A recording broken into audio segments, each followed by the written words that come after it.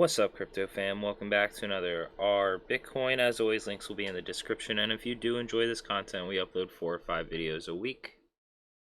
So consider subscribing. Bitcoin Jake09. And with that, let's go ahead and jump right into it. Number 10, we got Bisq 1.8.0 is out. It includes atomic swaps. So we got a GitHub link there to Bisq networks. That's pretty interesting. Bisq is basically like a decentralized market, but it's like its own like application. Really old, actually. Well, not like super old, but like it's one of the first decentralized like marketplaces that I knew about. Number 9, Germany's largest savings bank, Sparkasse, I don't know, planning to allow customers to trade and HODL Bitcoin. That's interesting. Oh, it's this guy's bank. Cool. Number 8, Bitcoin is trading at basically the 365 average close price. 365-day average close price. The average close price over the last year is 46,145. Historically, the average close price during a bull run year 2013 and 2017 is about 50% of average price of the sequential 3 years. That would estimate the average over the next 3 years to 2024 would be 92,290. Obviously, the past is not guaranteed to repeat, but what I like about this simple metric is that it makes simple sense. It assumes price signals and anchoring. Think about it. If you were interested in Bitcoin at any point in the year, you looked at the price, like it or not, the first time you really examine Bitcoin's price and wonder whether it's something you should own is going to be anchored in your mind forever. By the time it, say, doubles from that price, you realize you should own some and will FOMO buy beyond this price, especially if you think it will never go below it again.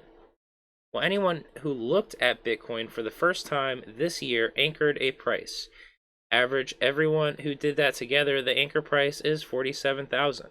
Will always seem like a good price to people who first considered Bitcoin in 2021. Double it will be the point those casual buyers take profits until the next halving. When we blow past those numbers and they all of a sudden sit up, realize they should have hodled all along and FOMO all in, taking us all to a new era. Just some food for thought. But yeah, some pretty good market cycles explained, I guess, there. Number 7, PSA strike now allows recurring Bitcoin buys, including hourly. Yes, hourly. What? That's interesting. You can buy Bitcoin hourly? I might have to check that out. Where are we at? Number 6, there is zero manipulation, part 2, and why a move over 100k is inbound. How long is this? Not terribly long.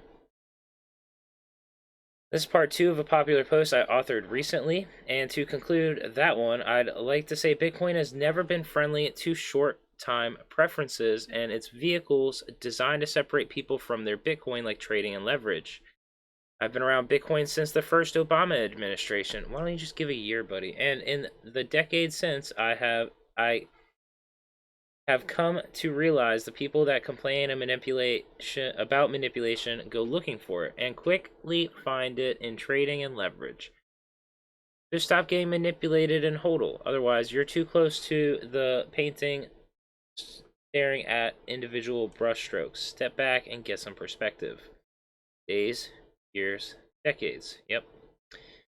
The illiquid supply trend has not broken. It's still moving up. That's crazy considering we've just experienced the 35% drawdown from the 69k peak a few weeks back. And more surprisingly, the CEX exchanges reserves are plummeting. So the chart and Bitcoin's corresponding price will resolve themselves soon.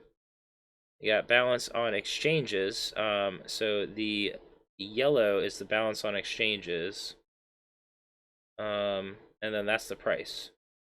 So as the price of Bitcoin is going up this time, it looks like the amount on exchanges is going down a lot. So that's interesting.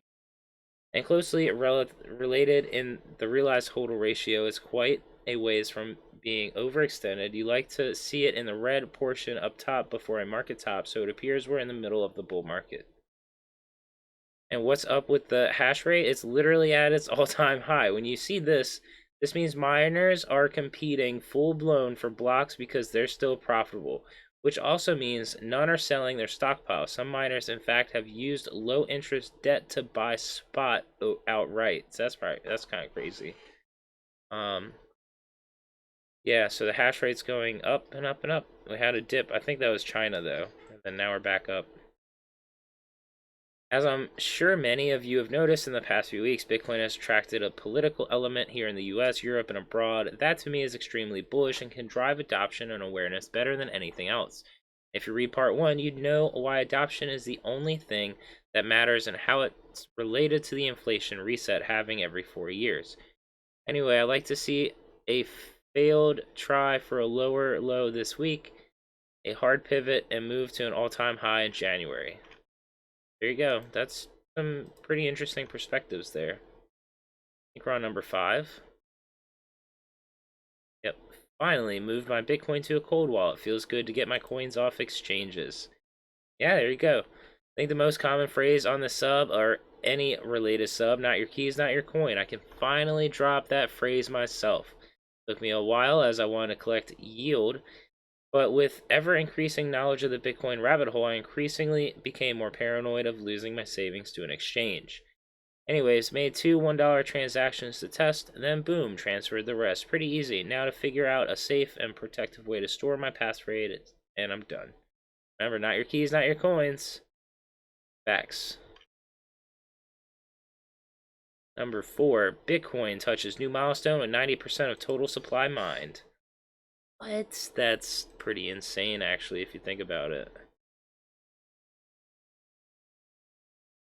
Yeah, so it took 13 years to get 90% mined, but the last 10% won't be finished mined until 2140. It's gonna be crazy.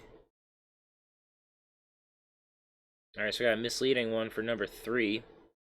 The largest known Bitcoin whale's last sell movement was 1,500 Bitcoin at 67.5 on November 8th, timing the all-time high nearly perfectly. In the last 30 days, he has bought 10,881 Bitcoin. Wow.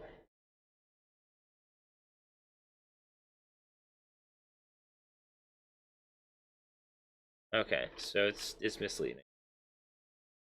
Number 2. So the US is scared of El Salvador and Bitcoin. Alright, not too long it looks like. The US has taken action on El Salvador about adopting Bitcoin, but also about our political decisions.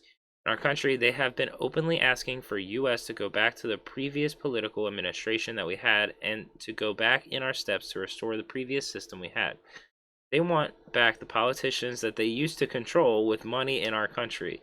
Like the US has been controlling our country and doing whatever they want since the Civil War we had in the 70s when they influenced the government, or even before in the 50s when they used to slave us and control the fruit exports from us and also start to control the corruption. This is a historic fact that everybody knows here in El Salvador, and a practice that they keep until the current government, and they are still thinking that they can keep doing it. But we are a different society now. It was revealed that the US tried to buy Salvadorian politicians recently, and today we had a new protest with US flags everywhere. They don't even hide it anymore. The politicians who had accepted money from the US in exchange for decision power are being processed by our laws, and El Salvador just opened a new media channel to fight against all the fake news that came from Washington, D.C. We're now one of the first El Salvador news in English is this. And then I guess we have a link there. And I forgot to mention some stuff. But yeah, so that's pretty interesting.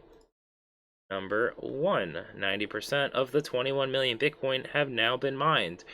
Current annual inflation of 1.88% and programmatically declining for the next 119 years. Absolute scarcity.